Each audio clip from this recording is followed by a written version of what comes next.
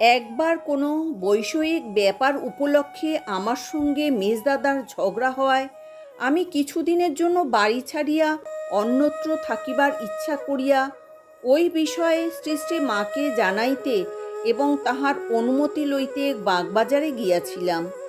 মাকে প্রণাম করিয়া দাঁড়াইয়া আছি। মা গোলাপ মাকে বলিতেছেন, ও গোলাপ, শুনেছ বৈকুণ্ঠকে তার দাদা একটা চড় মেরেছে বলে সে এতদূর ছুটে এসেছে। ঘর করলে কি ঝগড়া হয় না? তার জন্যে এতটা কেন? আমাকে বলিলেন, যাও বাবা, বাড়ি যাও। ঘর করলে একটু আধটু ঝগড়া হয় বই কি। আমার এক গুরুভাই ঠাকুরের গায়ত্রী মন্ত্র ভুলিয়া গিয়া আমাকে উক্ত মন্ত্র জিজ্ঞাসা করায় আমি মাকে চিঠিতে জিজ্ঞাসা করিয়াছিলাম, মন্ত্র কাহাকেও বলা যায় কি না। মা তখন মাদ্রাজে। তদুত্তরে চিঠিতে মা আমাকে জানাইয়াছিলেন, মন্ত্র কাহারও নিকট বলিতে নাই, তবে তোমার গুরুভাইয়ের নিকট বলিতে পারো, তাহাতে দোষ নাই। একদিন মনের দুঃখে বাগবাজার উদ্বোধনের বাটিতে গিয়া শ্রী শ্রী মাকে বলিয়াছিলাম, মা, আমি আপনার নিকট কিছু বলতে এসেছি।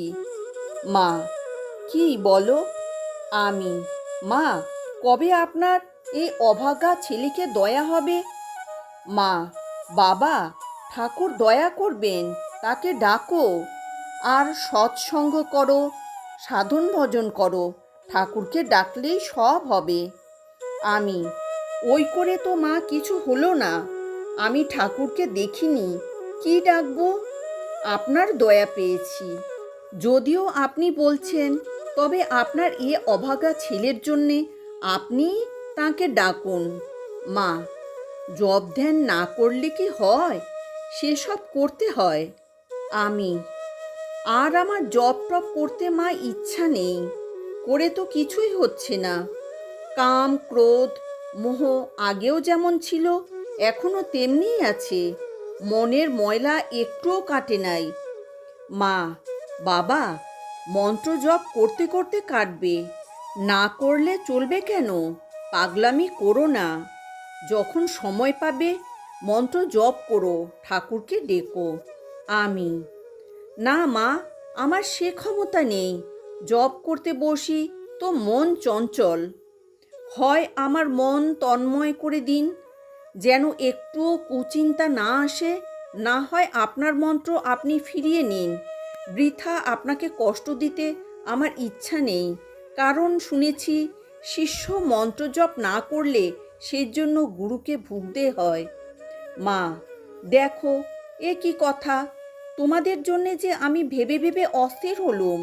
ঠাকুর তোমাদেরকে যে কবে অর্থাৎ পূর্বেই দয়া করেছেন। এ কথা বলিতে বলিতে মার চোখে জল আসিল। আবেগ ভরে বলিলেন, আচ্ছা, তোমাকে আর মন্ত্রজপ করতে হবে না, অর্থাৎ যা হয় তিনি নিজেই আমার জন্য করবেন। কিন্তু তখন তাহার কথার এই মর্ম বুঝিতে না পারিয়া ভয় ও আতঙ্কে আমার মাথা ঘুরিয়া গিয়াছে। ভাবিলাম, সব সম্বন্ধ বুঝি ফুরাইল। প্রাণের আবেগে বলিলাম, মা, আমার সব মন্ত্র কেড়ে নিলেন, এখন আমি করি কি? তবে কি মা আমি রসাতলে গেলুম? এ কথা শুনিয়া মা খুব জোরের সহিত বলিলেন, কি, আমার ছেলে হয়ে তুমি রসাতলে যাবে? এখানে যে এসেছে যারা আমার ছেলে, তাদের মুক্তি হয়ে গেছে, বিধির সাধ্য নাই যে আমার ছেলেদের রসাতলে ফেলে। আমি, তবে মা এখন কি করব? মা, আমার উপর ভার দিয়ে নিশ্চিন্ত হয়ে থাকো, আর এটা সর্বদা স্মরণ রেখো যে তোমাদের পিছনে এমন একজন রয়েছেন যিনি সময় আসলে তোমাদের সেই নিত্যধামে নিয়ে যাবেন। আমি, মা, যতক্ষণ আপনার নিকট থাকি খুব ভালো থাকি, সংসারের কোনো চিন্তা আমার থাকে না, আর যেমন বাড়ি যাই অমনি মনে নানা কুচিন্তা আসে। আবার সেই পুরনো অসৎসঙ্গীদের সঙ্গে মিশি আর অন্যায় কাজ করি, যত চেষ্টা করি কিছুতেই কুচিন্তা দূর করতে পারি না। মা, ও তোমার পূর্বজন্মের সংস্কারে হচ্ছে। জোর করে কি হঠাৎ করে ওসব ছাড়া যায়? সৎসঙ্গে মেশো, ভালো হতে চেষ্টা করো, ক্রমে সব হবে। ঠাকুরকে ডাকো, আমি রইলুম। তুমি এ জন্মে মুক্তি হয়ে রয়েছো জানবে। ভয় কি? সময় আসলে তিনি সব করে দেবেন। জয় ঠাকুর, জয় মা, জয় স্বামীজি।